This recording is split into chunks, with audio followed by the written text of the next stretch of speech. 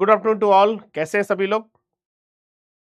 तो शुरू करते हैं प्राचीन इतिहास को। ये प्राचीन इतिहास है क्या? इसको पढ़ने का हमारा उद्देश्य क्या है?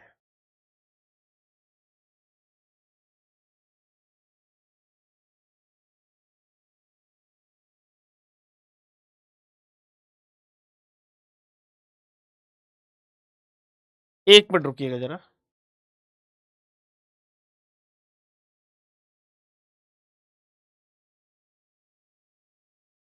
एक मिनट बस लगेगा मुझे थोड़ा सा।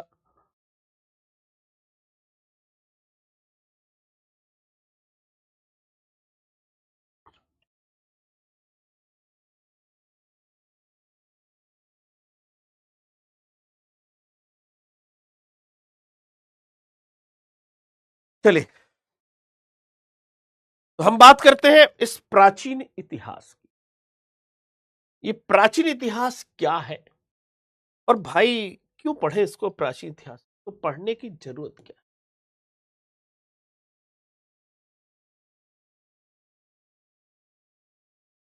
प्राचीन इतिहास, उसकी कोई आवश्यकता है क्या पढ़ने की? क्या जरूरत है उस प्राचीन इतिहास को पढ़ने? तो ये बहुत सिंपल सी बात करें। अगर हमें अपने पूर्वजों की उपलब्धियों को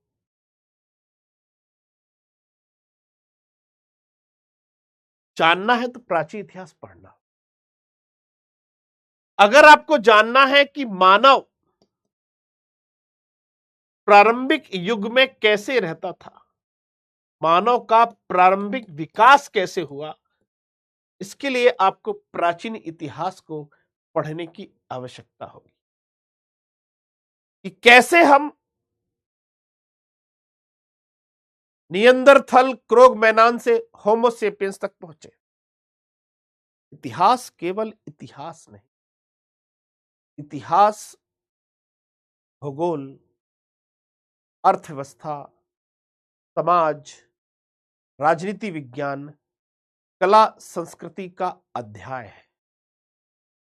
वास्तव में इतिहास सारे भूतकाल में हुए विषयों का अध्ययन है, जिसके तहत कला भी आती है, संस्कृति भी आती है, भूगोल भी आता है, अर्थव्यवस्था भी आती है, समाज का अध्ययन भी आता है।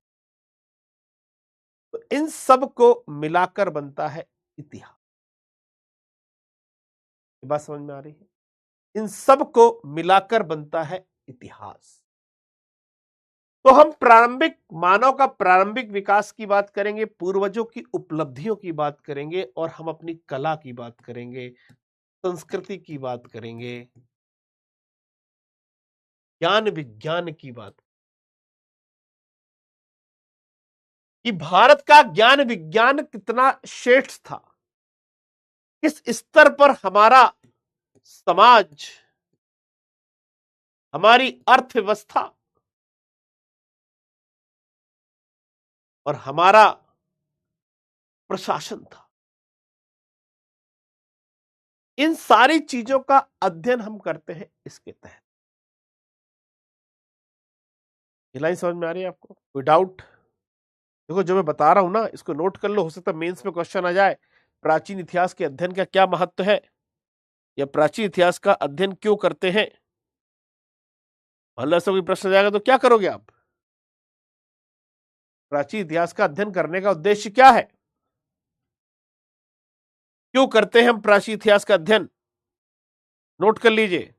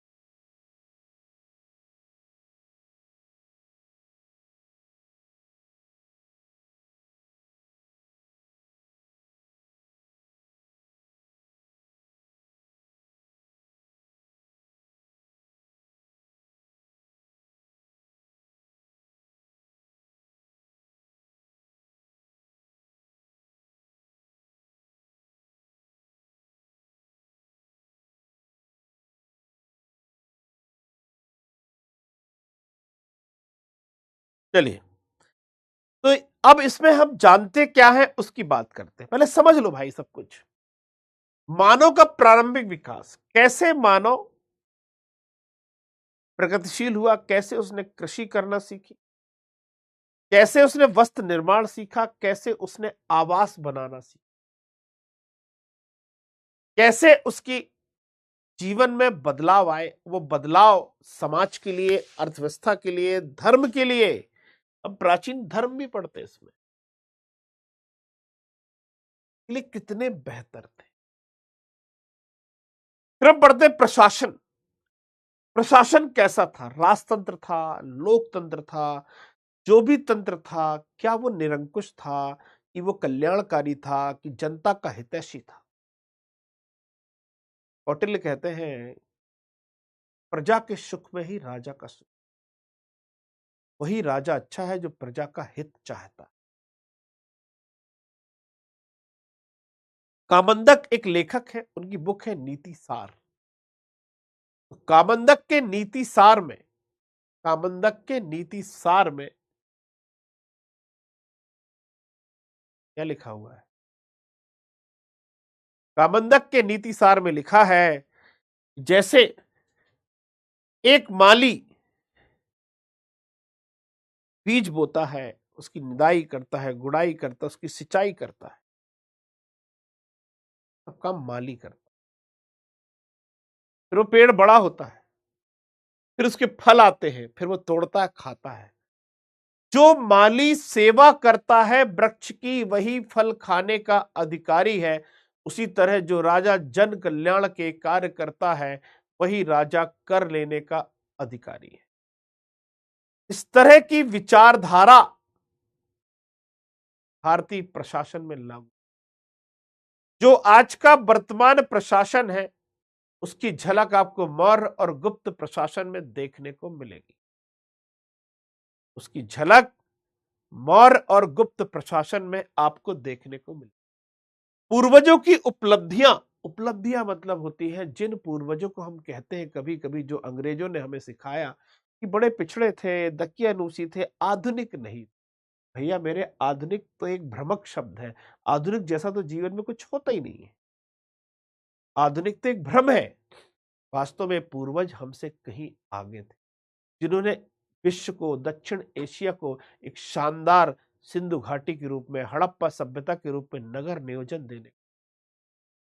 ये वो लोग हैं जिन्होंने बुद्धिज्म और जैनिज्म को देने का काम।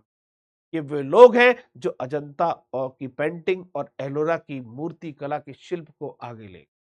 ये वो लोग हैं जिन्होंने नागर शैली साहित्य का सृजन किया। ये वो लोग हैं जिन्होंने खगोल ज्ञान से सूर्य, चंद्रमा, शनि जैसे ग्रहों की गतियों का अध्ययन किया।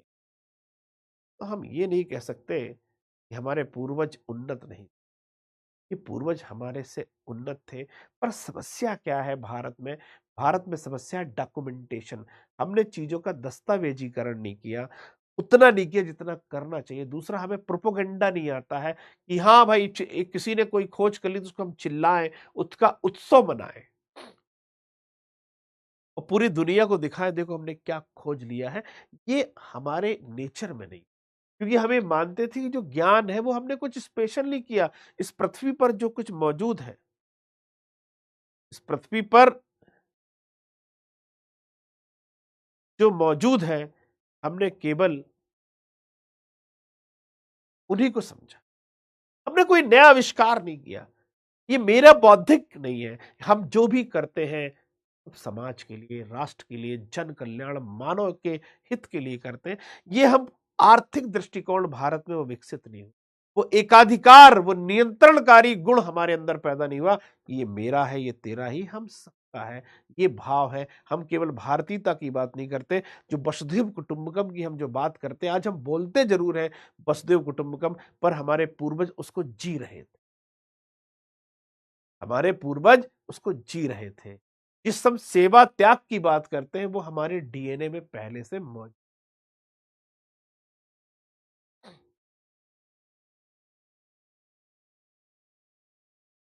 ओम त्रिपाठी कह रहे हैं, सर समझ में नहीं आ रहा है, बता दीजिए क्या डाउट है, मुझे बता दीजिए। अभी पहली बार मुझे कमेंट दिखा है दीपक जी का। और हाँ जी दीपक जी, बताइए क्या दिक्कत है, क्या समझ में नहीं आ रहा है, मुझे बताइए।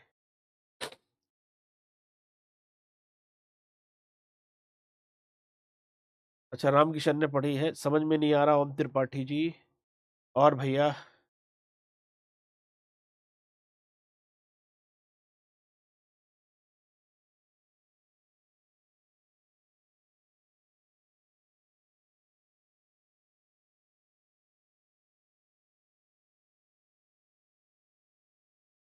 बताइए श्रीमान दीपक जी और ओम त्रिपाठी जी, आपका बहुत बहुत स्वागत है।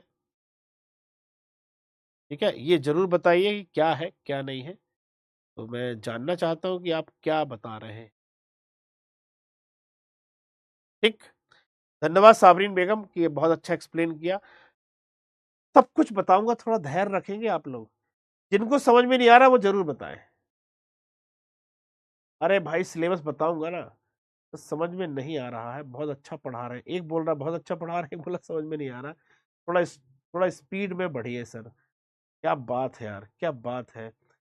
मैंने आपसे प्रीवियस ईयर पढ़ा है, थैंक्स अभिषेक यादव। चलिए,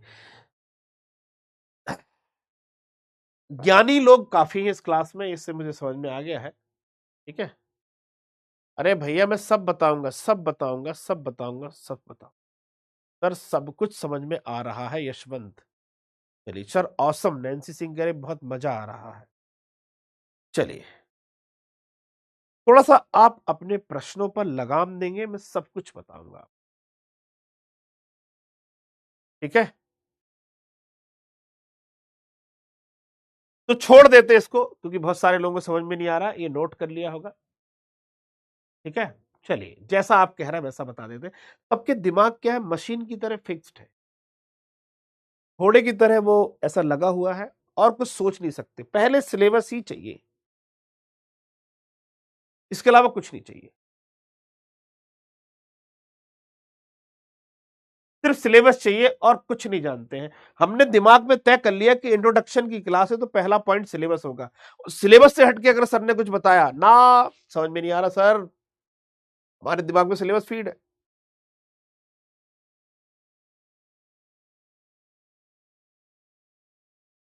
भाई, ये आपके कमेंट है ना, आपके लिए घातक है। तुम्हें पढ़ा रहा ना, वो मूर्ख नहीं है, इतने सालों से यही काम कर रहा है, थोड़ा उसकी बात भी सुन लीजिए। ठीक है,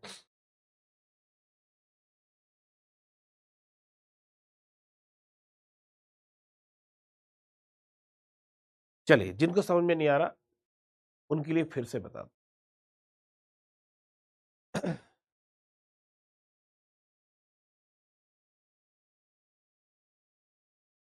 हम पढ़ रहे हैं कि प्राचीन इतिहास क्यों पढ़ते हैं, उस प्राचीन इतिहास को पढ़ने का उद्देश्य क्या है, उस प्राचीन इतिहास का महत्व हम क्यों पढ़ते हैं, इसलिए मैं बता रहा था, हम सिलेबस पर आएंगे। ठीक है ना, क्योंकि हमारे दिमाग में फीड हो चुका है, हम स्टेट सोचते हैं, हम इधर उधर देखते नहीं चाहते हैं। अच्छी बात है, ये अनुशासन है आपका, ये आपका बहुत अच्छा डिसिप्लिन है कि जब भी कोई टीचर आपको नई बात बता ना, हमको नहीं सुनना। एक सर, ये नहीं है, पता पड़ा एग्जाम देने आया, पहला क्वेश्चन आ गया, प्राचीन इतिहास के महत्व पर चर्चा करिए। नहीं सर, ये तो गलती हो गई, तो हमने, हमारे सर समझा रहे थे, पर हमने उनको इतना डिस्टर्ब कर दिया कि उन्होंने समझाना बंद कर दिया, अब बैठे हैं। मतलब आप अपने पैरों पर कुल्हाड़ी कैसे मारते हैं, ये तरीका आपके अंदर बहुत अच्छे से आता है। पर बाकी लोगों की जिंदगी को छोड़ दीजिए, उनको एग्जाम निकालना है, उनको निकालने दीजिए। समझ में नहीं आ रहा, मैं 4 बार बताऊंगा, पर आप ये बोलो कि ये नहीं समझना, दूसरा समझना है, तो सॉरी, ये काम मत करिए।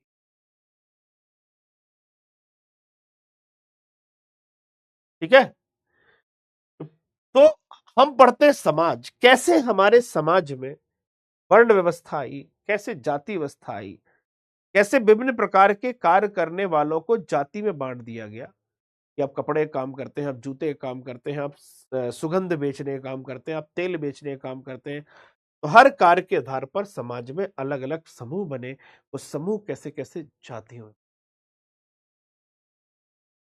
कला में हम पढ़ते हैं चित्रकला, वास्तुकला, मूर्तिकला, संगीत, नृत्य पढ़ते हैं। अर्थव्यवस्था में पढ़ते हैं हम कृषि, पशुपालन, व्यापार। ये हमारा व्यापार कैसा है, उद्योग कौन से हमारे पास, कितना हमारा विदेशी व्यापार होता है, किन बंदरगाहों से होता है, कौन सी वस्तुएं विदेश में भेजते हैं, कौन सी वस्तुएं विदेश में नहीं, क्या आयात करते हैं, ये भी हम पढ़ेंगे। संस्कृति, संस्कृति मतलब हमारे रीति रिवाज, हमारी परंपरा, हमारे त्योहार, हमारे विवाह की पद्धतियां, ये सारा कुछ संस्कृति का हिस्सा होता है। फिर ज्ञान विज्ञान, ज्ञान विज्ञान मतलब हमारा चिकित्सा का ज्ञान कैसा है, हमारा खगोल विज्ञान कैसा है, हमारा रसायन विज्ञान कैसा है, भौतिकी विज्ञान कैसा है, और हमारा धातु विज्ञान कैसा, गणित कैसी है, ये हम ज्ञान विज्ञान में पढ़ेंगे। धर्म में हम पढ़ेंगे बौद्ध, जैन, शैव, वैष्णव, शक्ति पूजा, इस सब के बारे में इस धर्म। तो प्राचीन इतिहास वास्तव में आज के भारत के लोगों के जीवन का आधार है। जो आप आज जीवन जी रहे हैं वो वास्तव में उस प्राचीन इतिहास की देन है। मेरे शब्द शायद समझ में ना तो पूछते जाइए शब्द का मतलब क्या होता है। वो प्राचीन इतिहास की देन है और वही हमारे इतिहास की और संस्कृति की निरंतरता के तत्व है। वही हमारी संस्कृति के निरंतरता के तत्व हैं। इसलिए हम प्राचीन इतिहास का अध्ययन करें। ये क्वेश्चन जैसा कि तैसा आ जाएगा मेंस में, मुझे याद करिए। अच्छा वो सर आपने ये समझा दिया। आगे बढ़ते हैं, सिलेबस आ जाता है, नहीं तो क्या बड़ा गड़बड़ हो जाएगा। तो हम पढ़ेंगे क्या, सिलेबस, एग्जाम पैटर्न पढ़ेंगे और हमारी पद्धति क्या होगी पढ़ने की उसके बारे में बात। तो सबसे पहले हम सिलेबस में देखते हैं कि हमारा प्रीलिम्स का सिलेबस क्या है। प्रीलिम्स का सिलेबस हिंदी में लिख देता हूं, प्रारंभिक परीक्षा का सिलेबस क्या है। प्रारंभिक,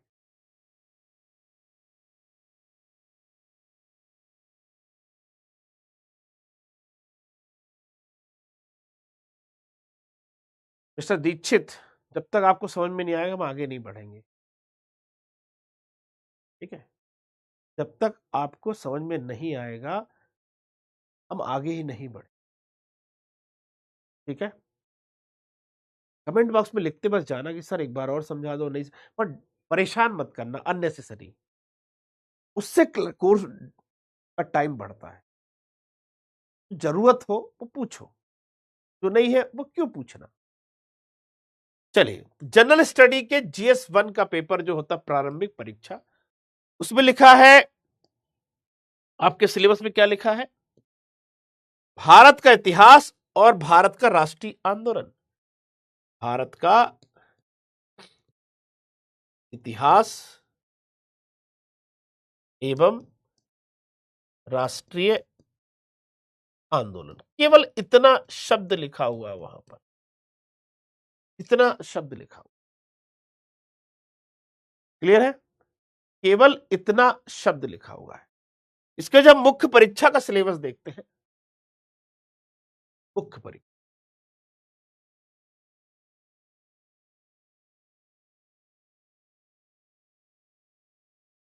मुख्य परीक्षा में लिखा है भारत का की संस्कृति का इतिहास, जिसमें कला, साहित्य, वास्तुकला प्राचीन से लेकर आधुनिक तक लिखी।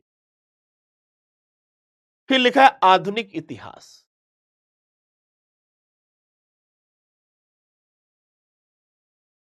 फिर लिखा है राष्ट्रीय आंदोलन,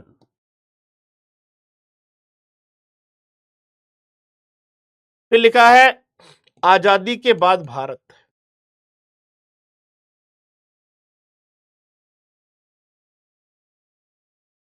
फिर लिखा है विश्व इतिहास,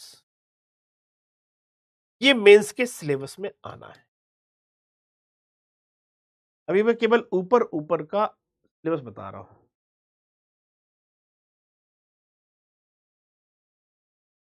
ठीक है? क्लियर?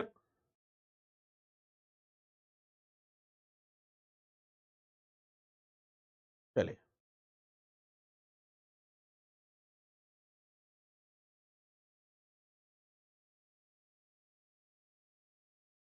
मुझे समझ में नहीं आ रहा आप क्या बोलना चाह रहे हैं। सर सिलेबस को बता दिए हैं, डेमो क्लास देख लो आप लोग।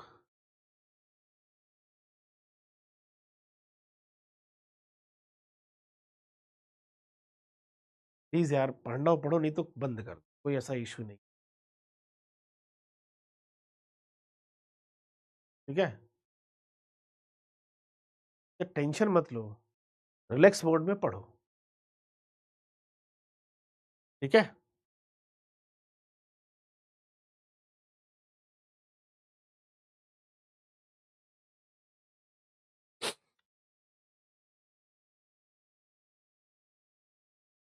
प्रारंभिक परीक्षा,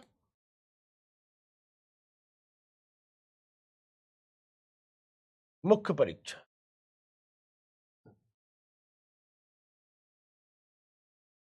दोनों के सिलेबस में बता रहा हूं। पाठ्यक्रम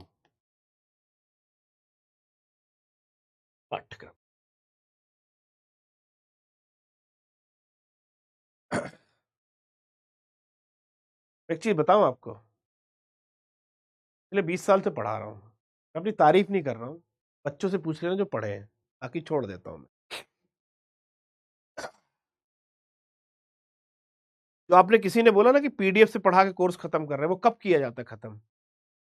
जब देखते हैं बच्चे बेकार की बातें कर रहे हैं, पढ़ने में इंटरेस्ट नहीं ले रहे हैं, क्या करेगा टीचर?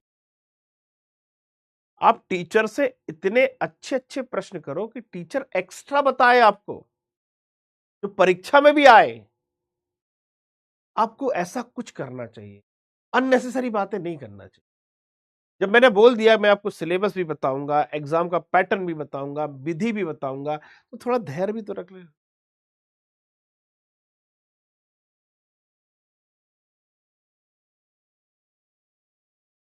ठीक है? मुझे परेशान होने से कोई दिक्कत नहीं, 2-3 दिन परेशान होऊंगा, चौथे दिन में फोकस हो जाऊंगा कि भाई ये परेशान करने वाले लोग हैं, ये पढ़ने वालों में फोकस हो जाऊंगा। फिर आपके कमेंट ही नहीं पढ़ पाऊंगा मैं, क्या करोगे फिर?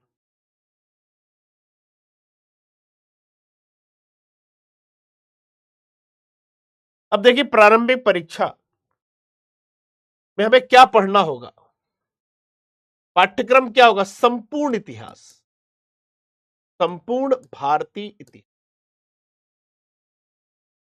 पूरा इतिहास पढ़ना होगा प्रारंभिक परीक्षा में, जिसमें प्राचीन, मध्य कालीन और आधुनिक होगा। आधुनिक इतिहास को पढ़ना। अभी आज हम प्राचीन की बात करेंगे, बाकी आएगा सभी, पर हम बात करेंगे प्राचीन, ठीक है? फिर हम बात करते हैं मुख्य परीक्षा। तो मुख्य परीक्षा जो होती है, उसमें क्या क्या आता है? प्राचीन इतिहास के कुछ विषय आते हैं।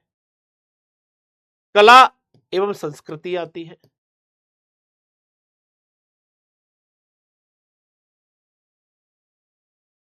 आधुनिक इतिहास,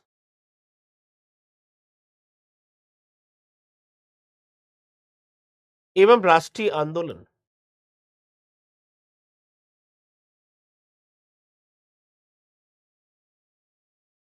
फिर आते हैं आजादी के बाद का भारत,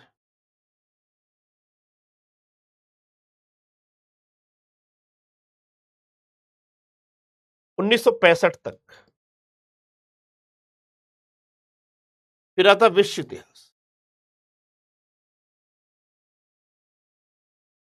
ये सारी चीजें मुख्य परीक्षा में आती। ठीक है, अब कुछ बातें एक्स्ट्रा बता देता हूं। लगभग 10 से 12% प्रश्न इतिहास से होते हैं प्रारंभिक परीक्षा। 10 से 12% प्रश्न होते हैं प्रारंभिक परीक्षा। मुख्य परीक्षा ये GS1 के पेपर में आता है। GS1 का जो पेपर होता है उसमें इतिहास आता है, भारतीय समाज आता है,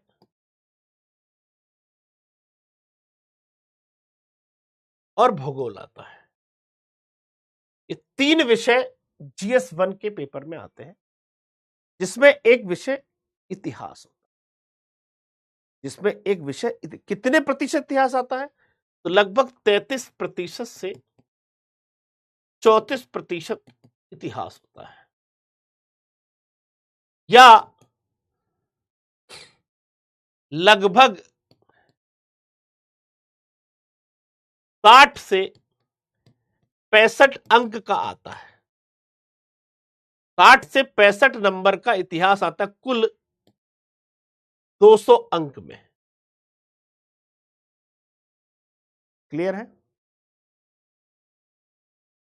कुल 200 अंक में 60 से 65 अंक जो होते हैं वो इतिहास से संबंधित होते हैं, या परसेंटेज में लिखेंगे तो 33 से 34, और वहां पर ये।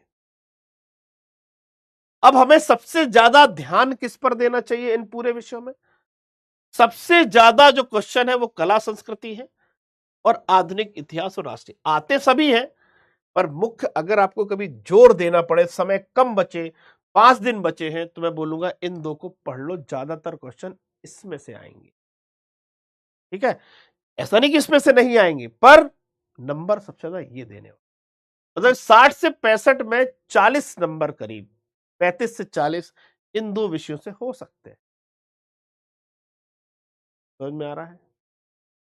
तो नोट कर लीजिए, डाउट खत्म हो जाएगा आपका।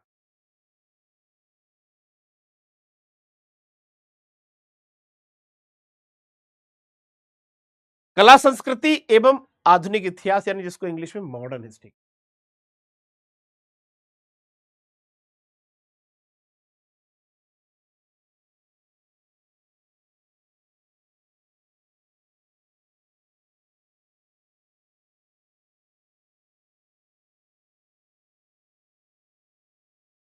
जैसे नोट कर लेंगे, आप बता देंगे हाँ सर लिख लिया हमने, डन हो गया।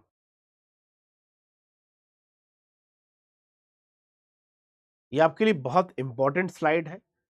अब आपको कभी कंफ्यूजन नहीं होगा कि इतिहास में प्री से क्या आता है और मेंस में क्या आता है।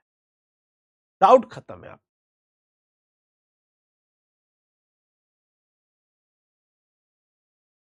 तो आज का जो हमारा टॉपिक है वो है प्राचीन। आज हमें जो सिलेबस पर डिस्कशन करना है वो प्राचीन इतिहास के पाठ्यक्रम पर डिस्कशन करना। ठीक है, चलिए पहले प्राचीन इतिहास के पाठ्यक्रम को देख लेते हैं हम। प्राचीन इतिहास का पाठ्यक्रम क्या है हमारा, है ना। फिर ट्रेंड्स देख लेते हैं क्वेश्चन का। चलिए, तो ये है हमारे प्राचीन इतिहास का पाठ्यक्रम। पाषाण युग, ताम्रपाषाण युग, प्रारंभिक लोह युग, हड़प्पा सभ्यता, ऋग्वैदिक, उत्तर वैदिक, जैन धर्म, बौद्ध धर्म, महाजनपद युग, मगध का उदय, फारसी और सिकंदर का आक्रमण, मौर्य काल, मौर्य के बाद गुप्त, हर्षवर्धन काल।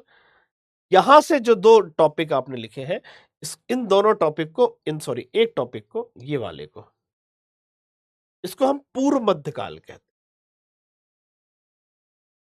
ठीक है, किसी किसी बुक में इसको प्राचीन में दे दिया जाता, पर है ये मध्यकाल के शुरू होने का। इसको पहले नोट कर लो, फिर मैं एक एक चीजों को समझाऊंगा।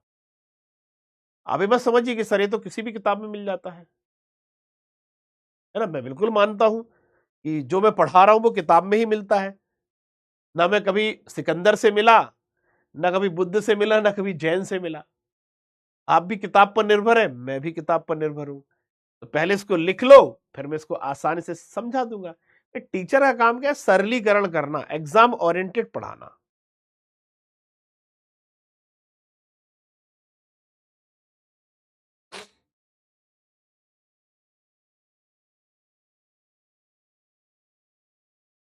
अब मैं क्या करूंगा, इस सिलेबस को अच्छे से पढ़ाऊंगा, फिर बताऊंगा सिलेबस में क्या क्या ध्यान देना है, फिर साथ में बताऊंगा कि कौन कौन सी किताबें आपको पढ़नी चाहिए, और मैं जो नोट्स आपको देने वाला हूं वो कौन कौन सी किताबों का मिश्रण होगा।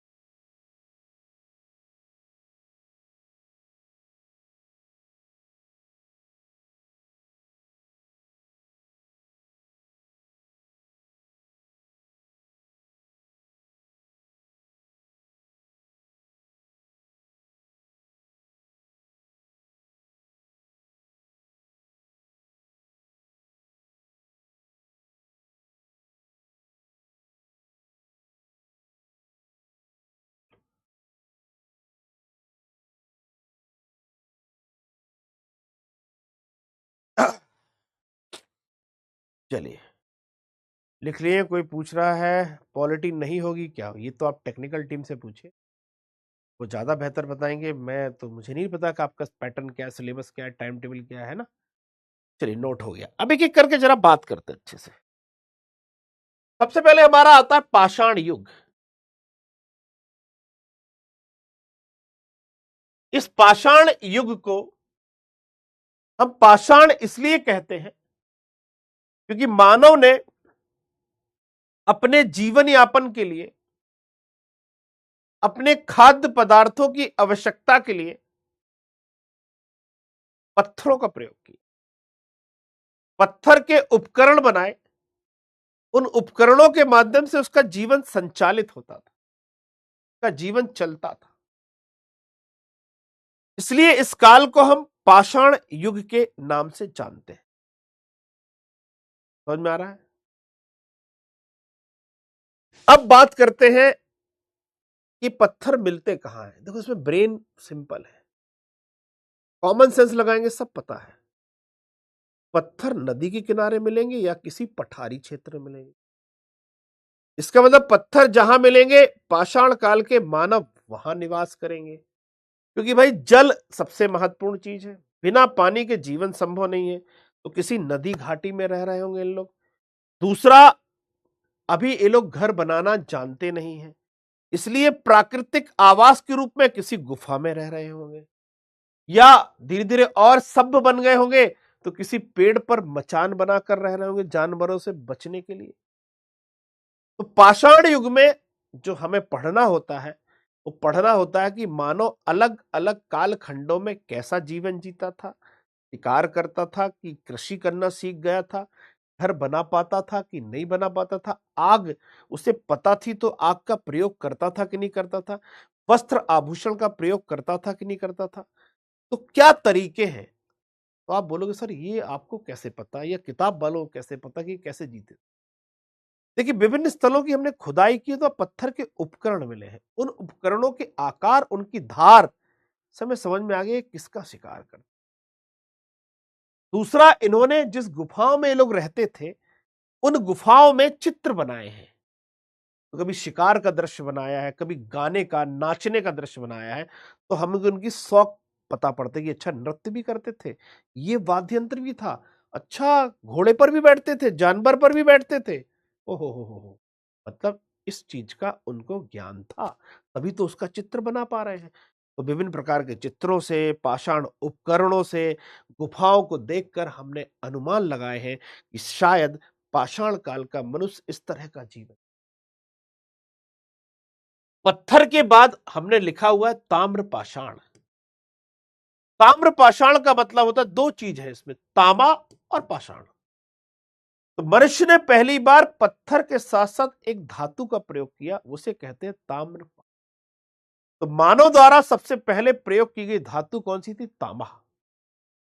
तो तांबे का उसने प्रयोग करना शुरू कर दिया, धीरे धीरे उसकी प्रगतिशीलता हुई, तो तरक्की हुई। कैसे? पत्थर बनाना भी टेक्नोलॉजी है, कैसे घिसना है, कैसे उसको शेप देना है, कैसे पत्थर को तीर के आगे बांध कर चलाना जिसमें जानवर घुस जाए। लेकिन अब क्या करना है, जमीन के अंदर से तांबा निकालना, उसको पिघलाना, उसको शुद्ध करना है, ये बर्तन बना। टेक्नोलॉजी की जरूरत पड़ेगी कि नहीं पड़ेगी? तो धीरे धीरे मानव क्या हो रहा है, उन्नत हो रहा है, मानव की तरक्की हो रही है, तकनीकी रूप में तरक्की हो रही है, तांबे का प्रयोग कर रहा है। मनुष्य ने पहली बार अगर किसी धातु का प्रयोग किया है तो वह है तांबा। पहला प्रयुक्त धातु कौन सी है? तांबा। तांबे के बाद हम सीधे पहुंच गए थे वैदिक में, वैदिक युग।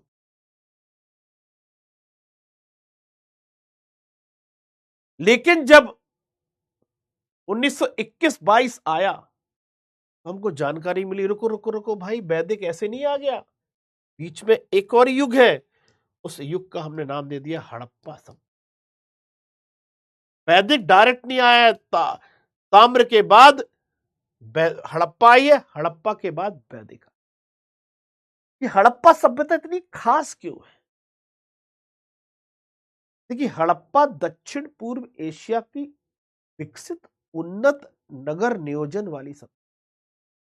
मेरे भाई, नगर नियोजन ऐसा नहीं है कि लखनऊ में अलग बना है, गोरखपुर में अलग बना तो आगरा में। पूरे 12,99,600 वर्ग किलोमीटर में फैली इस सभ्यता के नगरों में एक रूपता मिली। एक जैसे घर, एक जैसी सड़कें, एक जैसे खिड़की, एक जैसे दरवाजे, एक जैसे शौचालय, एक जैसे रसोई घर। सब घरों का स्ट्रक्चर सेम है, चाहे वो 2 बेडरूम हो, चाहे वो 5 बेडरूम। हाँ, थोड़ा सर्दी है मुझे, ओम त्रिपाठी, थैंक्स, आपने पहचाना मुझे। हाँ, थोड़ी सर्दी है मुझे, पर कोई बड़ा इशू नहीं है ना? 4-5 दिन हो गए सर्दी में, तो धीरे धीरे ठीक हो जाए। तो हड़प्पा सभ्यता नगर नियोजन के साथ भारत की पहली शहरी सभ्यता। तो जो मैं बोल रहा हूं उसमें से बहुत सारी बातें आप लिख भी सकते हैं, कोई जरूरी नहीं कि मैं हर चीज बोलूं, लिखो। तो बच्चों इस तरीका हो गया, अब मैं जो बोल रहा हूं उसको लिखना है, अब मैं जो बोल रहा हूं उसको नहीं लिखना। अरे आप समझदार है भाई, खुद तय कर लो कब लिखना है कब नहीं लिखना है। ठीक। तो हड़प्पा सभ्यता भारत की पहली नगर नियोजित व्यापारिक, जिसका व्यापार इराक यानी मेसोपोटामिया तक चलता था और हमारे पक्ष में था। कला देखिए इसकी, बर्तन देखिए, इसकी मूर्ति देखिए, शानदार, अद्भुत है। जो अंग्रेज अपने आप को श्रेष्ठ मानते थे, उन अंग्रेजों ने जब इस सभ्यता को देखा तो उनकी श्रेष्ठता के दावे को धक्का लग गया, यार ये तो हमसे बेहतर सभ्यता है। तो थोड़ा हिस्ट्री के बारे में बताइए। किसकी हिस्ट्री बेटा बताओ, कृष्णा कुमार, किसकी हिस्ट्री बतानी है?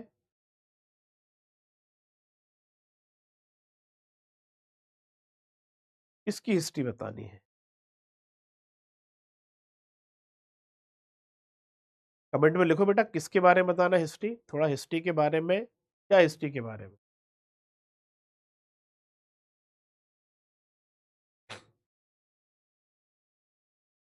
तो इस हड़प्पा सभ्यता में प्रयोग किया गया कांसा, कांसे का प्रयोग किया गया, कांसे वाली सभ्यता है ये, कांस्य युगीन।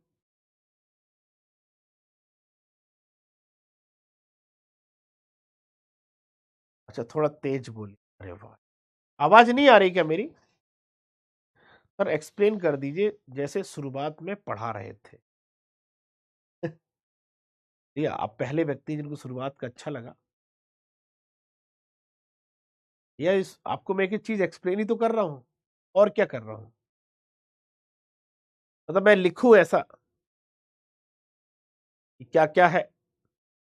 अरे श्रीमान आप लिखो ना, मैं यहाँ पे हर चीज ऐसे लिखता। अगर मैं यहीं पर पूरी हिस्ट्री बता दूंगा तो फिर मेरे सिलेबस ही कंप्लीट नहीं करा पाऊंगा आज की क्लास में।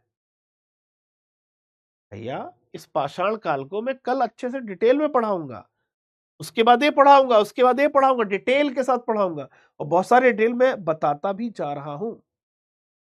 अच्छा, उनका कहना होगा विजय लक्ष्मी जी का थोड़ा स्पीड बढ़ाइए, क्या आप बच्चों जैसा पढ़ा रहे हैं, आप थोड़ा स्पीड बढ़ाइए। ठीक है? तो वैदिक युग में अगर हम देखें तो चलो भाई स्पीड से पढ़ते हैं। वैदिक युग में अगर हम देखें तो एक ऋग्वैदिक सभ्यता है और एक ऋग्वैदिक के बाद उत्तर वैदिक सभ्यता है। इसे ऋग्वैदिक उत्तर वैदिक क्यों कहते हैं? क्योंकि इसलिए कहते हैं क्योंकि इस काल में इसका टाइम पीरियड क्या है?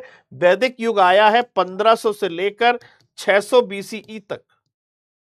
ऋग्वैदिक आया है 1500 से लेकर 1000 बीसीई तक आया हुआ है, और ये आया है 1000 से लेकर 600 बीसीई तक आया हुआ है। ये उत्तर वैदिक का, लाउडली बोलिए विजय लक्ष्मी, अपना मोबाइल चेक कर लो जरा, यहां से आवाज 100% फुल है। किसी को नहीं आ रही आवाज तो बताइए, किसी को आवाज में दिक्कत हो तो बताइए।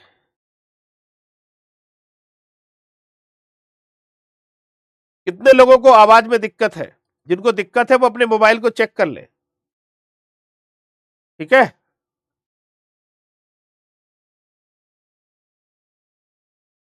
अभी मैं पढ़ा रहा हूं, मैं लिख देता हूं यार, 2 मिनट रुक जाओ, रुको, लिखो यहां पर, अभी मैं प्राचीन इतिहास का सिलेबस यानी पाठ्यक्रम बता रहा हूं, ठीक है? ये प्राचीन इतिहास का पाठ्यक्रम बताया जा रहा है। क्लियर?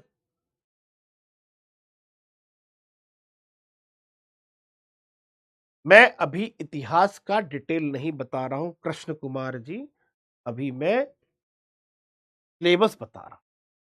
सिलेबस के साथ साथ मैं कुछ एक्स्ट्रा चीजें बता रहा हूं, ठीक है?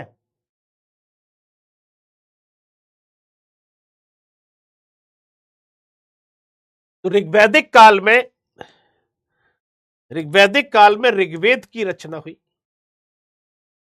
ऋग्वैदिक काल में ऋग्वेद की रचना हुई, इसलिए इसको ऋग्वैदिक काल कहते हैं। उत्तर वैदिक काल में सामवेद, यजुर्वेद, अथर्ववेद, ब्राह्मण ग्रंथ, अरण्यक, उपनिषद लिखे गए। ये सारी चीजें उत्तर वैदिक काल में लिखी गई। ऋग्वेद में केवल ऋग्वैदिक काल का।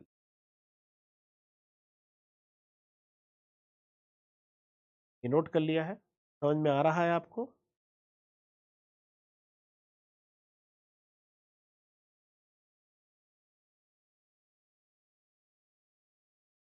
पाठ्यक्रम डिफाइन कर रहा हूं, परिभाषित। अच्छा शब्द दिया आपने, डिफाइन कर, परिभाषित।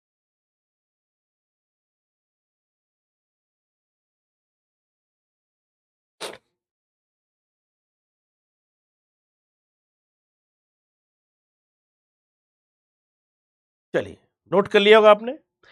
अब एक चीज और देखते हैं, इस ऋग्वैदिक काल में, और मैं डिटेल अच्छे से समझा देता हूं, आप चिंता मत करिए, जितना मेरे से हो सकता है जो आपके लिए अभी जरूरी है मैं बता देता हूं।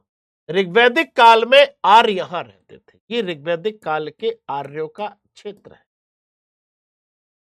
ठीक है? उत्तर वैदिक काल में इसी में बना देता हूं। उत्तर वैदिक काल में आर्य गंगा घाटी में घुस गए। ये कब की बात है? उत्तर वैदिक काल में आर्य कहां घुस गए? गंगा की घाटी में घुस गए। और आर्य जो है हिमालय से लेकर विंध्य पर्वत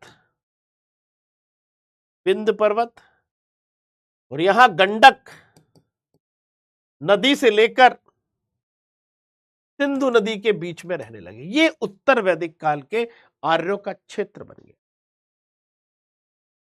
ये उत्तर वैदिक काल के आर्यों का क्षेत्र बन गया, हिमालय से लेकर विंध्य पर्वत और गंडक से लेकर सिंधु तक उत्तर वैदिक काल के लोग। क्यों ऐसा हुआ? क्योंकि उत्तर वैदिक काल लोह युग की शुरुआत करता है। लोह युग है। इस काल में लोहे का प्रयोग इतना व्यापक हो गया कि अब जंगल की पेड़ों को काटना आसान हो गया। पहले तांबे की कुल्हाड़ी की जगह लोहे की कुल्हाड़ी आ गई, जिससे वृक्षों को काटना आसान हो गया, जिससे खेती की जमीन तैयार हो गई। जिससे क्या हो गई? जिससे खेती की जमीन तैयार हो गई। जिससे क्या है? खेती की जमीन तैयार हो गई और हल में भी लोहा लगने लगा, जुताई करना आसान हो गया, उत्पादन बढ़ गया। राजा अब तांबे नहीं लोहे की तलवार से लड़ रहा है, तो बड़े बड़े राज्यों का निर्माण इस काल में होना शुरू। लेकिन इस काल में राजा की शक्ति बढ़ी, व्यापार बहुत बढ़ गया, क्योंकि कृषि उत्पादन बहुत बढ़ गया। जब व्यापार बढ़ा तो व्यापारी वर्ग भी ताकतवर हो गया। व्यापारी वर्ग सोचने लगा कि मैं ब्राह्मण को दान देता हूं, क्षत्रिय को कर देता हूं, शूद्र को मजदूरी देता हूं, उसके बाद भी मेरी समाज में तीसरा स्थान नहीं, ये पसंद नहीं मुझे।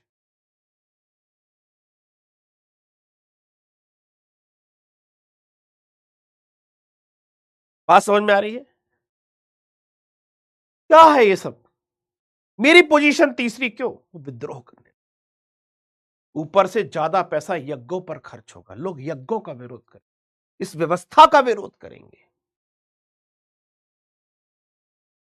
इसलिए इस उत्तर वैदिक काल में एक परिवर्तन होगा, जिसे हम कहते हैं 6वीं शताब्दी ईसा पूर्व।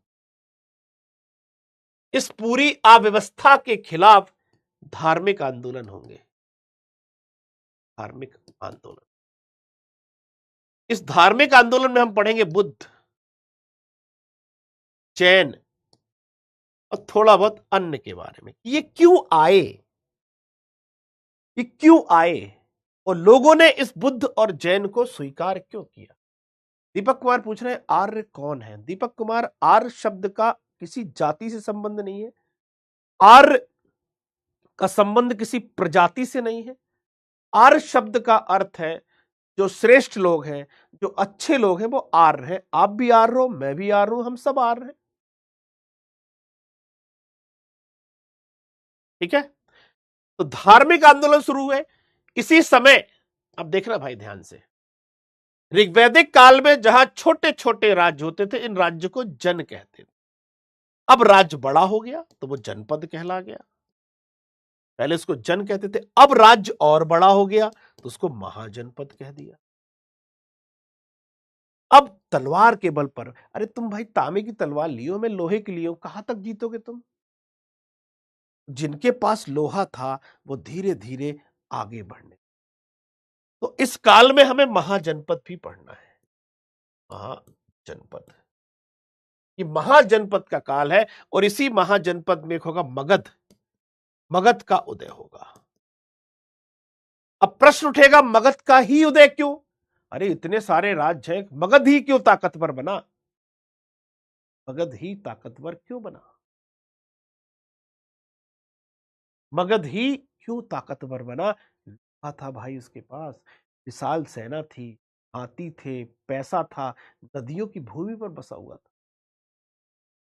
और इसी समय शुरू होगा द्वितीय नगरीकरण। अरे द्वितीय क्यों कह रहे हैं? पहला कब हुआ? इसको द्वितीय नगरीकरण क्यों कह रहे हैं? पहला कब हुआ नगरीकरण? अरे हड़प्पा सभ्यता को पहला नगरीकरण कहते हैं, ये दूसरा नगरीकरण है। क्या वॉइस सभी को कट रही है? पहले काम किया करिए, पूछ लिया करिए सबसे कि भाई सभी लोगों से मैं पूछ रहा हूं क्या वॉइस कट रही है? सब लोग जवाब देंगे नहीं कट रही है। अरे कोई मेरा पहला बैच नहीं, तीसरा बैच है आज का। ये सिर्फ शिकायत आपके बैच से है। ठीक है, ये शिकायत नहीं है, या तो आपके मोबाइल में शिकायत समस्या है या आप मजे ले रहे हैं, इसके अलावा कोई तरीका नहीं है।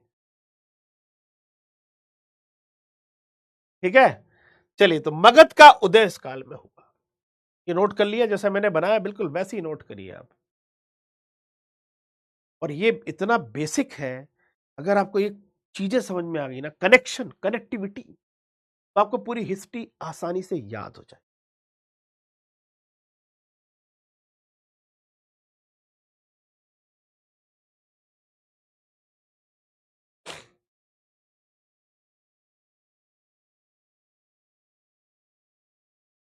जिनको वॉइस क्लियर नहीं आ रही वो अपने मोबाइल को, नेटवर्क को प्लीज चेक कर लीजिए।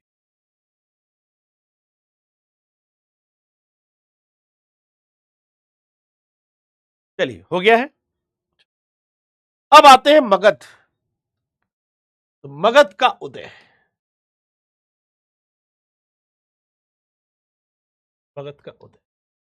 देखिए, एक बात कही जाती है, कोई भी राज्य ताकतवर तब होता है, ऐसा चाणक्य कहते हैं, जब उसके पास धन होता है, जब उसके पास विशाल सेना होती है, जब उसके पास कूटनीति अच्छी होती है, कि विदेश नीति शानदार होती है।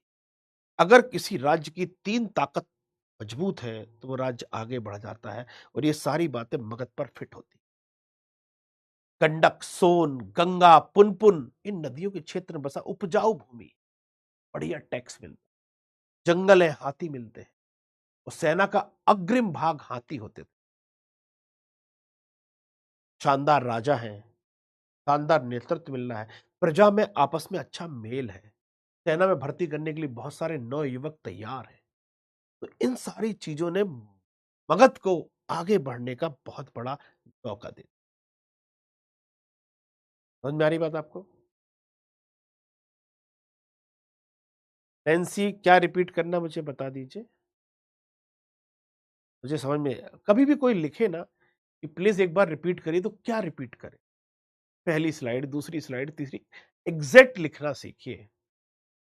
अब कल को एसडीएम बन जाएंगे, आप डीएम के पास जाएंगे, सर रिपीट करिए, बोलेगा क्या भैया, कुछ बता दो क्या रिपीट करना है।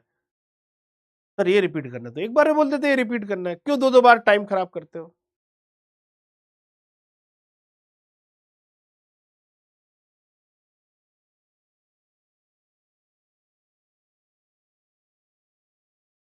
कूटनीति का मतलब होता है विदेश नीति, इंग्लिश में इसको डिप्लोमेसी कहते हैं। इंग्लिश में इसको डिप्लोमेसी कहते हैं, कि किस तरह आप विदेश में लोगों के साथ संधि करते हैं, मित्रता करते हैं, एक दूसरे के साथ जुड़ाव रखते हैं, व्यापार को बढ़ाते हैं, ये कूटनीति कहलाता है। रिसेंट वाली स्लाइड लीजिए भाई, रिसेंट वाली स्लाइड लीजिए।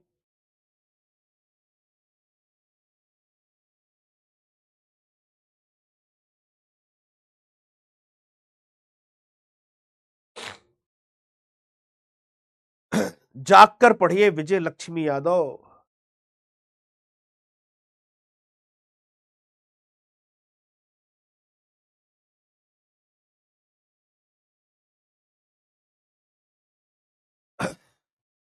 जब मैं काफी देर लोगों को पूछता हूं ये लिख लिया है, तब मैं आगे बढ़ता हूं। थोड़ा जागिए और पढ़िए। चलिए, तो मगध का उदय हुआ। मगध एक ताकतवर राजवंश के रूप में सामने आया। तो मगध पर शासन करने वाले वंश कौन कौन से? शासन करने वाले वंश जिन्हें हमें पढ़ना है, शासन करने वाले वंश। तो मगध पर शासन करने वाला वंश है हैर्यक वंश। हैर्यक वंश के बाद आएगा शिशुनाग वंश।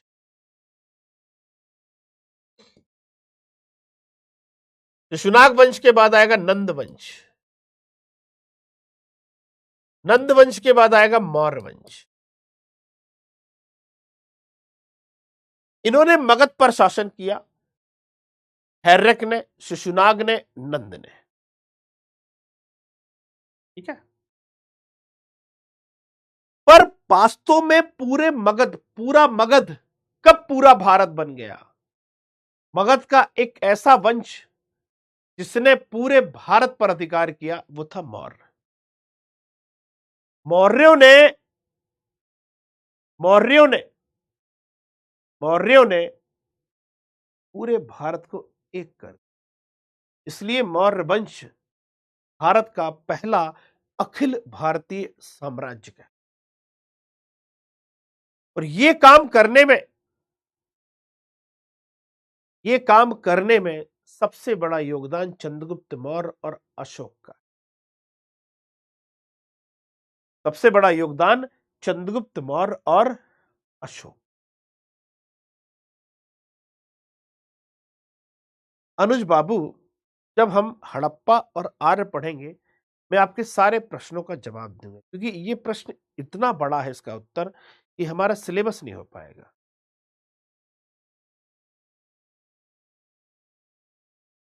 ठीक है। अब क्या हुआ, भारत पर कुछ विदेशी आक्रमण होते हैं। विदेशी आक्रमण,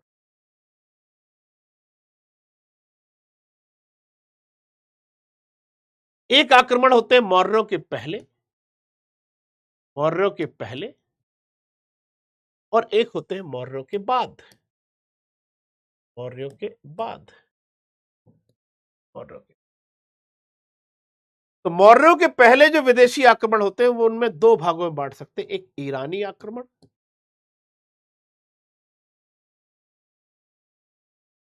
और एक यूनानी आक्रमण। ये दो आक्रमण होते हैं मौर्यों के पहले।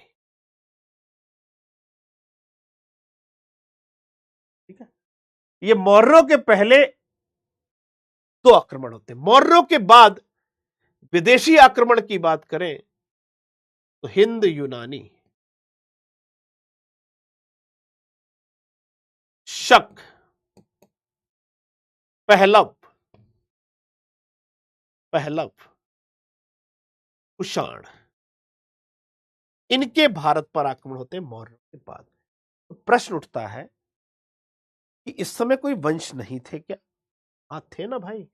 जब ईरानी आक्रमण कर रहे थे तो हैर्रक वंश था, जब यूनानी आक्रमण कर रहे थे तो नंद वंश था, पर मौर्य नहीं था। इनके बीच में था मौर्य।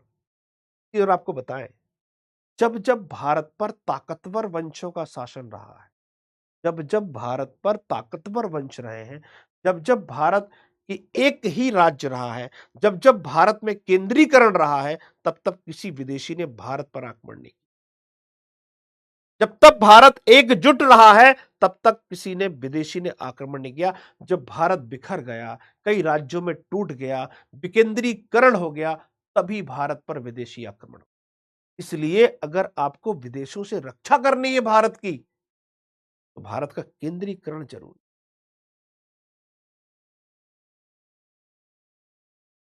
तिमुपाल कह रहे हैं मुझे अखिल भारतीय समझ में नहीं आया। अखिल एक आदमी का नाम है और भारतीय भी किसी का नाम है। अरे भैया, अखिल भारतीय का मतलब होता है जो आज का भारत है उस पूरे भारत पर अधिकार कर लेना, से हम कहते हैं अखिल भारतीय। अखिल मतलब ऑल इंडिया, इंग्लिश में कहते हैं ऑल इंडिया, पूरा भारत। अखिल भारतीय के मैं संपूर्ण भारत भी बोल सकता हूं, बात एक ही है। थोड़ा अपनी हिंदी को थोड़ा सा हम लोग स्ट्रॉन्ग करेंगे। ठीक है। तो जब जब भारत केंद्रीकृत रहा है तब तक कोई हमला, इसलिए विदेशी आक्रमण का सामना करने के लिए हमें केंद्रीकरण बहुत जरूरी है। हमारे संविधान बनाने वालों ने इतिहास से बहुत कुछ सीखा। इसलिए जब जब भारत पर बाह्य आक्रमण होगा, आंतरिक विद्रोह होंगे, भारत केंद्रीकृत हो जाएगा, सारी शक्तियां केंद्र को चली जाएंगी। हमने संविधान में करके रखा है, क्योंकि इतिहास हमें सिखा रहा है कि जब जब आप विकेंद्रीकृत हुए, जब जब अलग अलग राज्यों में टूटे हो, तब तब बाह्य आक्रमण हुए। बात समझ में आ रहा है? तो इनके बीच में लेकिन प्रश्न उठता है, क्या इनके अलावा इस समय कोई मौर्यों के पश्चात कोई और वंश नहीं थे? थे। भारतीय वंश भी थे, भारतीय राज्य। भारतीय राज्य कौन कौन से थे? उत्तर भारत में जो हम पढ़ेंगे, उत्तर भारत में कौन थे? शुंग, शुंग पढ़ेंगे हम। कर्ण को बारे में पढ़ेंगे, शुंग वंश, कर्ण वंश। कलिंग में कौन था? कलिंग में था चेदी वंश। दक्षिण में कौन था? सातवाहन। इनके बारे में पढ़े। तो ये मौर्यों के बाद क्या क्या पढ़ेंगे? मौर्यों के बाद हिंद यूनानी, शक, पहलव, कुषाण, सुंग, कर्ण, चेदी और सातवाहन।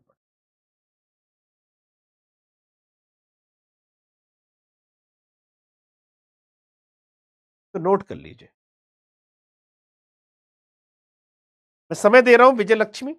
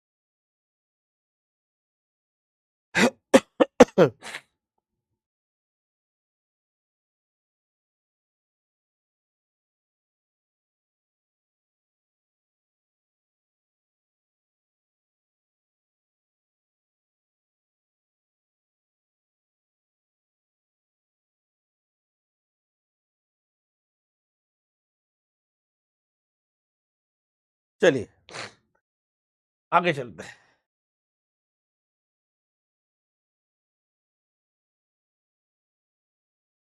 मोटे हो गए सर? हाँ हाँ भाई, क्या करोगे। चलिए अब बात करते हैं इसके बाद क्या हो रहा है। ठीक है, इसके बाद आता है गुप्त वंश।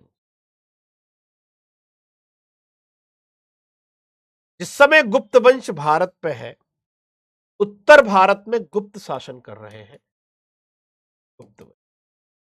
दक्षिण में आ चुका है वाकाटक, वाकाटक वंश। हम गुप्त भी पढ़ेंगे, वाकाटक वंश के बारे में भी पढ़ेंगे। तो गुप्त वंश में क्या पढ़ना है? गुप्त वंश के बारे में एक महत्वपूर्ण प्रश्न मेंस में आता है। मेंस के टॉपिक में कला आती है, साहित्य आता है, और आता है सबसे महत्वपूर्ण स्वर्ण युग। क्या गुप्त काल को स्वर्ण युग कह सकते हैं? ये मेरे स्वर्ण युग होता क्या है? स्वर्ण युग उसे कहते हैं जब चहुमोर प्रगति होती, सबकी प्रगति होती, आर्थिक, सामाजिक, राजनीतिक, सांस्कृतिक, धार्मिक, और हर व्यक्ति की, उच्च की, निम्न की, मध्यम की, हर जाति, हर क्षेत्र की प्रगति होना ही स्वर्ण युग है। क्लियर है? तो इतिहास में एक प्रश्न आता है, ये स्वर्ण युग था कि नहीं? इस पर हम चर्चा करेंगे, हम पक्ष विपक्ष दोनों लिखेंगे, निष्कर्ष करेंगे। हम एग्जाम में जैसा आएगा वैसी तैयारी करें। एग्जाम वाले पूछेंगे स्वर्ण युग नहीं था, तो हम उस पर भी लिख देंगे। वो बोलेंगे स्वर्ण युग था, तब भी हम लिख देंगे। वो ये पूछेंगे आपके अनुसार ये कहां तक स्वर्ण युग था, तो हम कहां तक बता देंगे। बात समझ रहे? जैसा प्रश्न आएगा हम वैसे तैयार करें। तो ये गुप्त पढ़ेंगे। गुप्त के बाद आता है गुप्तोत्तर। इस गुप्तोत्तर काल में जो हम पढ़ने वाले हैं, मैप इसलिए बना रहा हूं जिसमें आपको सबकी लोकेशन पता हो जाए। यहां पर एक बड़ा विशाल शासक बना हर्षवर्धन, उत्तर भारत पर शासन, उत्तर भारत। देखिए बहुत अच्छी पॉइंट एक और बता देता हूं आपको। यहां हमने पढ़ा था हैर्यक वंश, कहां गया? ये है। हैर्यक वंश की राजधानी थी पाटलिपुत्र।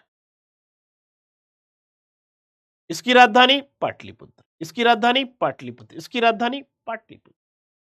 हैर्यक से लेकर शिशुनाग नंद मौर्य सबकी राजधानी पाटलिपुत्र। ठीक है। पूजा चौहान करीब 5 लाख वर्ष से शुरू होकर ये चलता है 1000 एडी तक। 5 लाख बीसीई से लेकर 1000 सीई तक चलता है ये प्राचीन इतिहास। इस समय भी राजधानी क्या है गुप्त वंश की? पाटलिपुत्र। भैया अब राजधानी बदल गई है, इसकी राजधानी हो गई है अब कन्नौज। इसकी राजधानी हो गई है कन्नौज।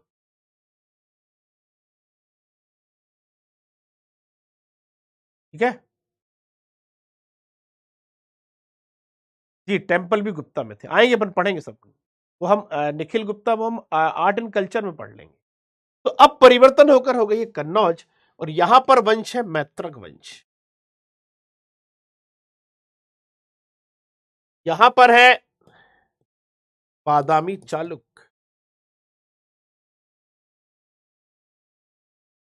यहां है वेंगी चालुक्य, यहां है पल्लव, यहां है पांड, और यहां है चेर। इतने हर्षवर्धन के समय दक्षिण की स्थिति इस तरह से है। देखिए, जितने राज्य हैं वो सब आपस में लड़ रहे हैं, क्योंकि राजनीति शास्त्र में एक बात कही जाती है कि पड़ोसी आपका स्वाभाविक शत्रु होता है। आपका सबसे बड़ा शत्रु कौन है? पड़ोसी। क्योंकि अगर आपको अपने राज्य का विस्तार करना, तो पहला हमला किस पर होगा? पड़ोसी। इसलिए पड़ोसी आपका नेचुरल स्वाभाविक शत्रु होता है, और पड़ोसी का पड़ोसी परम मित्र होता है। कि जो हमारा शत्रु है वो उसका भी शत्रु होगा, दोनों परम मित्र हो गए। जैसा मैंने मैप में बनाया, तो प्लीज अगर आप मैप में बना लेंगे तो बहुत मजा आएगा।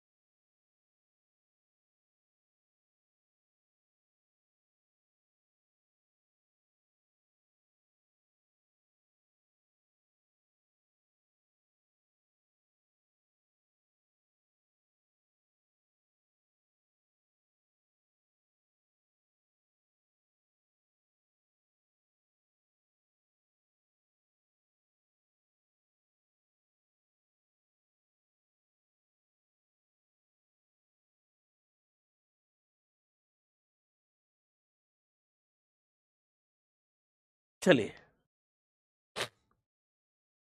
चलिए, सभी का हो गया। मिस्टर विजय लक्ष्मी, आपका भी हो गया। मिस विजय लक्ष्मी, यहां तक क्लियर है? यहां हमारा प्राचीन खत्म हो जाता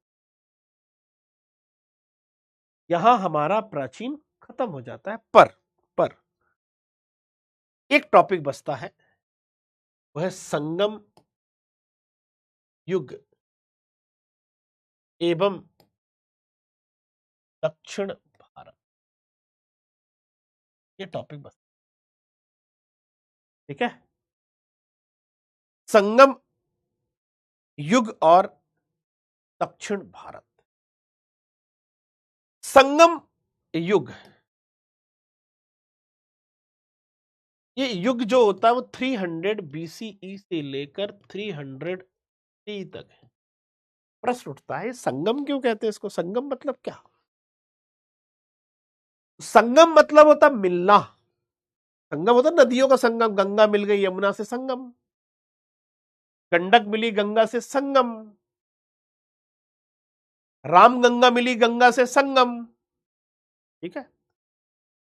बेतवा मिली यमुना से संगम, चंबल मिली यमुना से संगम। यहां नदियों का संगम नहीं है, यहां तमिल कवि और लेखकों का संगम। यहां पर तमिल कवि और लेखक मिलते थे, अपने विचार व्यक्त करते थे और किताबें लिखते थे, और जो किताबें ये लोग लिखते थे उसको संगम साहित्य माना गया। ठीक है? मिस्टर तुषार भारद्वाज, आपका अच्छा क्वेश्चन है, बस थोड़े में जवाब दूंगा, ठीक है? थोड़े देर में जवाब। संगम मिलना है। इस संगम युग के 3 वंश हैं, 3 वंश हैं।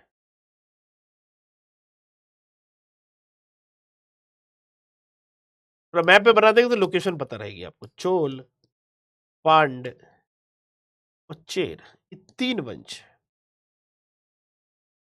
ये संगम युग में हम 3 वंश पढ़ेंगे।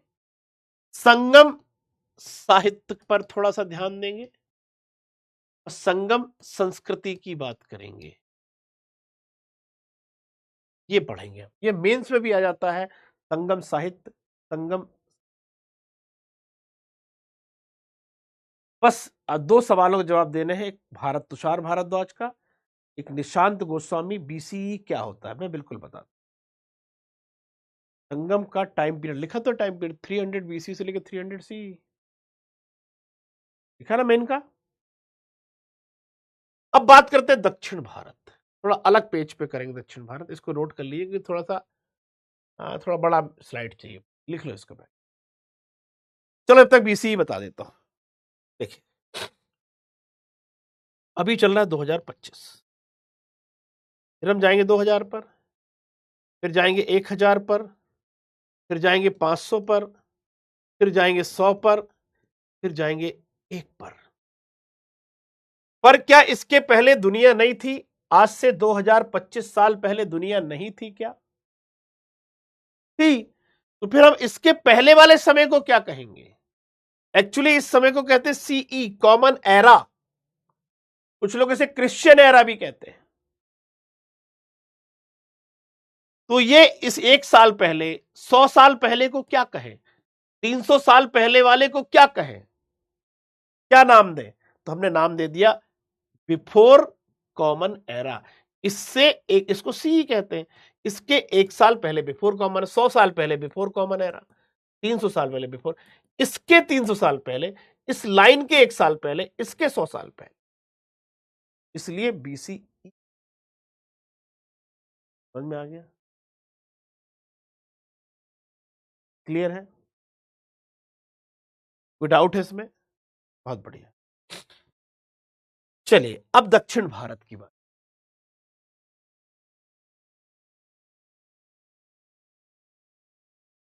दक्षिण भारत में जो हमें पढ़ना है, थोड़ा सा मैप एग्जैक्ट नहीं बन रहा, पर आप समझदार हैं यार, समझ जाते हैं। तो हम सबसे पहले इस लोकेशन की बात करेंगे, location number 1, location number 2, location number 3। इन 3 लोकेशन की बात करेंगे जो दक्षिण भारत में सबसे महत्वपूर्ण पढ़नी है। बाकी नीचे की तो संगम में हो जाती हैं। ठीक है? तो अब लोकेशन नंबर 1, फर्स्ट लोकेशन पे कौन कौन आए? फर्स्ट लोकेशन पे पहले आए बादामी चालुक्य, और पहले चलते हैं, चलो। सातवाहन, सातवाहन के बाद आए वाकाटक,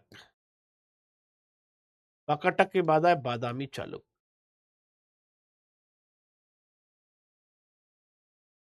बादामी चालुक्य के बाद आए राष्ट्रकूट, राष्ट्रकूट के बाद आए कल्याणी चालुक्य।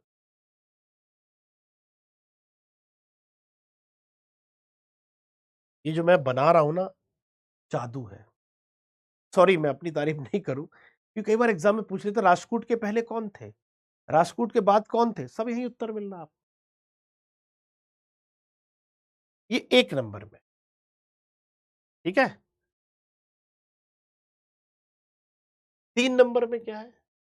3 नंबर इस पोजीशन।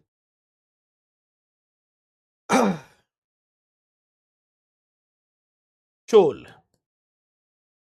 चोल के बाद आ गए पल्लव, पल्लव के बाद फिर आए चोल। पल्लव इनके साथ समय भी है, इनके समय भी है। चोल इनके समय भी है, इनके समय भी।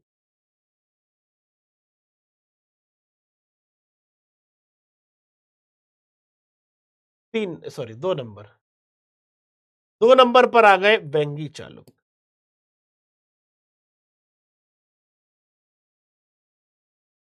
वेंगी चालुक्य इनके समय भी है, इनके समय भी है। लंबे समय तक चलने वाले वेंगी चालुक्य। परिवर्तन यहां हो रहा है, ज्यादा परिवर्तन किसके समय हो रहा है? 1 नंबर के समय परिवर्तन हो रहा है। बाकी 2 में तो परिवर्तन ही नहीं हो रहा है। अब आप बोलोगे सर 1 नंबर में परिवर्तन क्यों हो रहा है? भैया इसकी लोकेशन देखो ना यार। इसके ऊपर उत्तर भारत से अगर पहला हमला होगा तो किस पर होगा? इस पर। दक्षिण भारत से होगा तो किस पर? यहां वाले भी करेंगे किस पर? तो ये बड़ी सेंसिटिव लोकेशन है। उत्तर का हमला भी झेलो, दक्षिण का हमला भी झेलो। पता बड़ा वंश ही खत्म हो गया, तो वंश बार बार बदल रहे हैं कि लोकेशन वैसी है इसकी।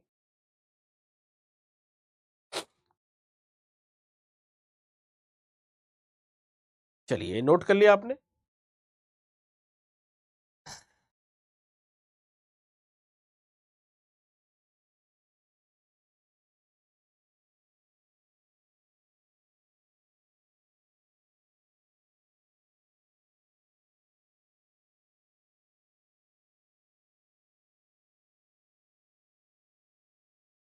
हमारे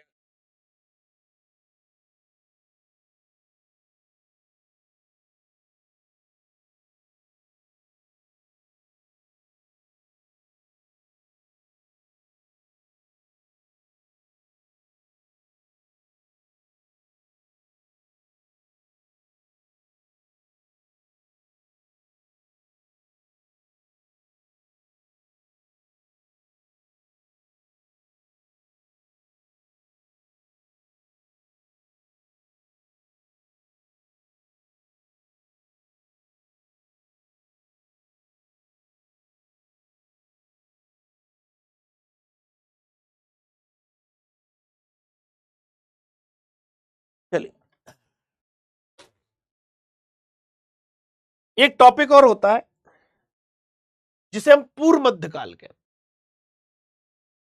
मतलब जहां पर ऐसी जगह जहां पर प्राचीन और मध्य दोनों मिल रहे हो, पूर्व मध्यकाल।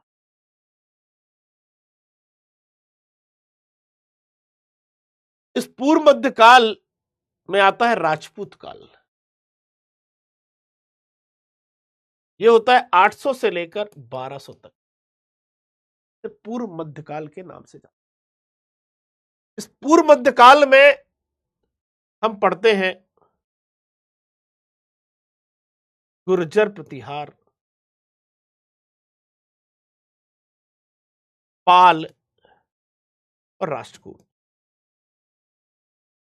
ये तीनों आपस में लड़ते हैं, इसको कहते हैं त्रिपक्षीय संघर्ष। त्रिपक्षीय संघर्ष को पढ़ते हैं, ये हम पढ़ेंगे त्रिपक्षीय। गुर्जर प्रतिहार, पाल, राष्ट्रकूट भी पढ़ेंगे और त्रिपक्षीय संघर्ष भी पढ़ेंगे। इसके बाद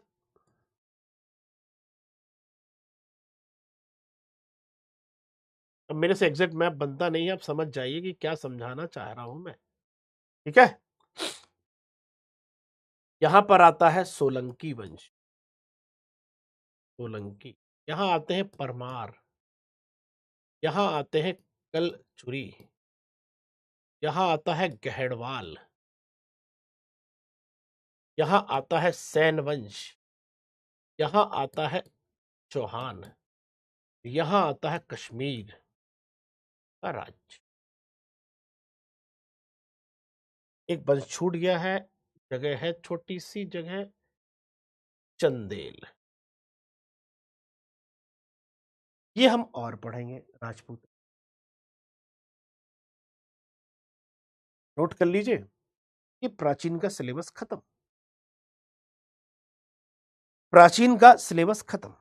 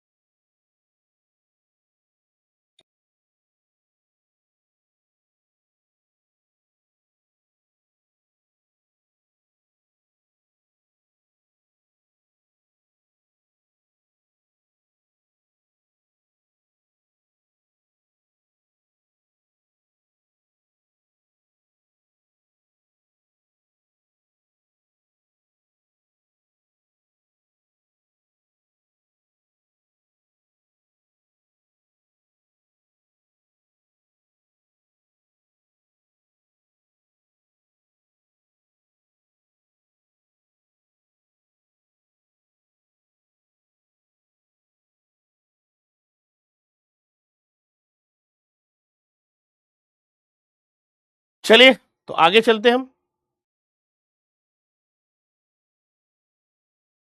चलिए, हम जो इतिहास पढ़ेंगे उसमें मैप भी होगा, ज्योग्राफी, इकोनॉमी, सबका मिश्रण पढ़ेंगे, सब कुछ होगा। एक काम और करते हैं, थोड़ा सा थोड़ा समय लूंगा, बस 5 मिनट लूंगा। मेंस का और समझ लेते। कुल 20 प्रश्न होते हैं मेंस में, फिर 10 लघु उत्तरी होते हैं जिसके 125 शब्द में होते हैं। सेक्शन बा से 10 प्रश्न दीर्घ उत्तरी होते हैं, 200 शब्द लिखे। सारे प्रश्न अनिवार्य होते हैं, शब्द सीमा को ध्यान में रखें। बस मुझे एक चीज समझाने दीजिए, मुख्य परीक्षा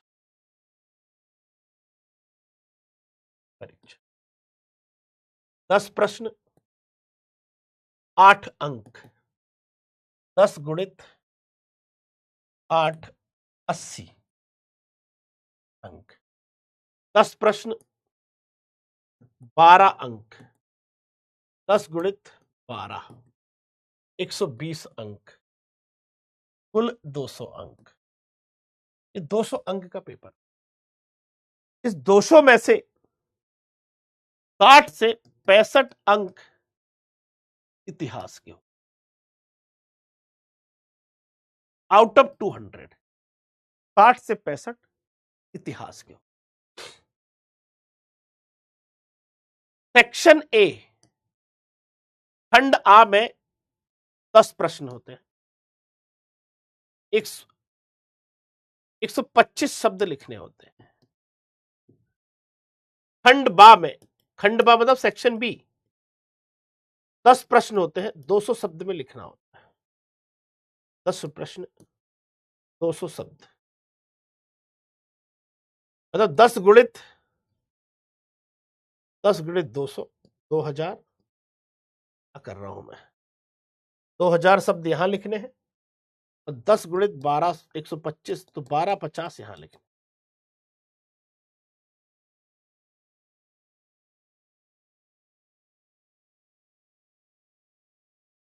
कुल कितने शब्द हैं? 3250, 3 घंटे में कितने शब्द आपको लिखने हैं?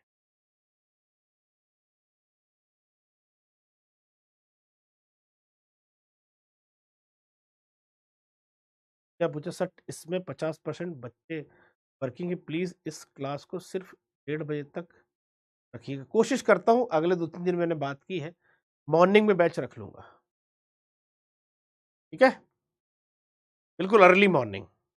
सुनिए भी ध्यान से, सारा ज्ञान एक तरफ खत्म कर देते हैं। आप विद्यार्थी, ये है, ये विद्यार्थी है, ये आयोग है, आप परम ज्ञानी हैं। बहुत सारे लोग अभी कमेंट कर रहे थे कि तेज पढ़ाइए, ये करिए, वो करिए, जमाने भर की बातें हो रही थी। ये विद्यार्थी है, महाज्ञानी है विद्यार्थी, और ये आयोग है। मेंस में आयोग और विद्यार्थी के बीच का कनेक्शन क्या है? कि वो अपना ज्ञान बघारेगा वहां जाकर? क्या वो वहां ज्ञान बघारेगा जाकर? नहीं भैया, इन दोनों के बीच का माध्यम है उत्तर पुस्तिका। उत्तर पुस्तिका ये लिखता है और ये यहां पहुंचती है। इसलिए आप कितने ज्ञानी हैं, कितना अच्छा बोलते हैं, कितना अच्छा याद करते हैं, कोई फर्क नहीं पड़ता। कॉपी पर क्या लिखा है ये महत्व। अगर आप कॉपी पर लिखने में सक्षम नहीं है, आपका ज्ञान किसी काम का नहीं है। आप बाहर चिल्लाते रहिए कि मुझे सब याद है, सब याद है, सब याद है, पर एग्जाम में नहीं लिख पाया। भाई नहीं लिख पाए तो फेल। इससे चिल्लाने से फायदा क्या है? कि देखो उसको कम बनता था पर वो सिलेक्ट हो गया। अरे कम बनता होगा पर लिखता तो है वो। आपके ज्यादा बनने का लाभ क्या है? प्रशासन चलता है लिखित चीजों से। कलेक्टर आदेश मौखिक नहीं देगा, आप अपना आदेश मौखिक लिखित देंगे। इसलिए लिखने की प्रैक्टिस है ये। मेरी बात समझ रहे? लिखना बहुत जरूरी है, और लिखने के लिए 2 चीजें चाहिए। लिखने के लिए दोनों चीज चाहिए। एक चाहिए लिखना, पेन्स की बात करें, पेन्स। पेन्स में चाहिए कि स्पीड, स्पीड चाहिए। दूसरा चाहिए कंटेंट। जो पूछा गया है वो लिखें, जो डिमांड की गई है वो लिखें। स्पीड क्यों चाहिए है? स्पीड क्यों चाहिए है? स्पीड इसलिए चाहिए है क्योंकि आपको 3 घंटे में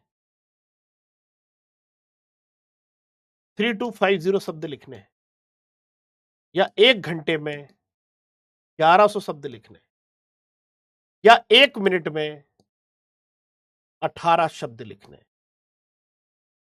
मैं खासकर उन लोगों से बोलना चाहता हूं जो बहुत होशियार हैं, मैं उनके अच्छे के लिए बोल रहे हैं बात।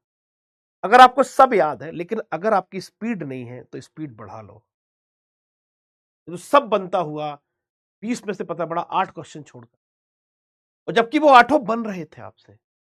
प्लीज स्पीड बढ़ा लीजिए, बहुत इंपॉर्टेंट चीज है। और ये कैसे होगा? Practice practice practice practice practice. मेरी बात समझ में आ रही है? तो ये प्रैक्टिस बहुत जरूरी है। जितनी आप प्रैक्टिस करोगे उतना बेनिफिट आपको। Please focus on practice.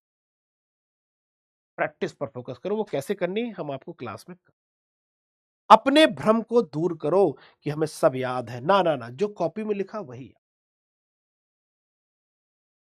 जो कॉपी में लिखा है वही आपका परफॉर्मेंस।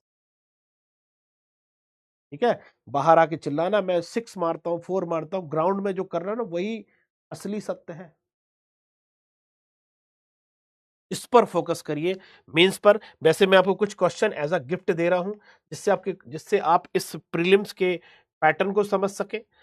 ये अपनी तरफ से एक्स्ट्रा दे रहा हूं, साथ में कुछ मेंस के क्वेश्चन दे रहा हूं जिससे आप पैटर्न को समझ सके किस तरह के क्वेश्चन मेंस में आते हैं। ये मैं वो पैटर्न आपको दे रहा हूं, सारा पैटर्न आपके पास रहेगा, तो आप पढ़िएगा। घर में ये पूरा सिलेबस रहेगा, साथ में मैंने सिलेबस आपको पूरा समझाया हुआ है, क्या है ये सिलेबस ये भी बताया है मैंने आपको।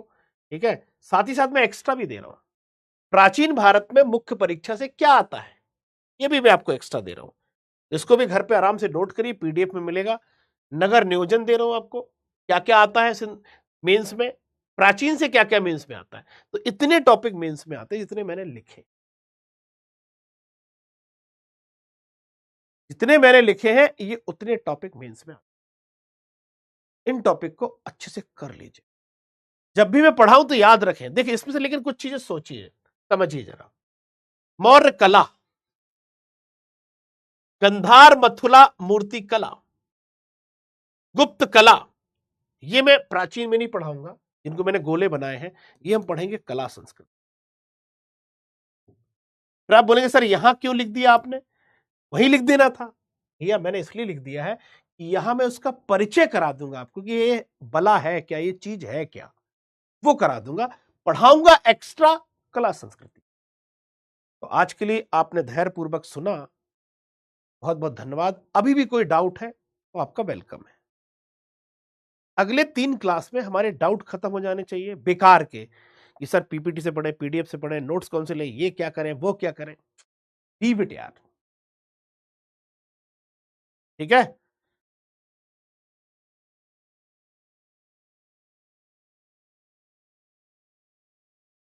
चलिए तो मिलते हैं फिर आपसे कल। कल भी डाउट पूछ सकते हैं, ऐसा नहीं कि मतलब आज क्लास खत्म होगी तो कल डाउट नहीं पूछ सकते, कल भी पूछ सकते। ठीक है, चलिए तो बहुत बहुत धन्यवाद, मिलते हैं फिर। जय हिंद जय भारत।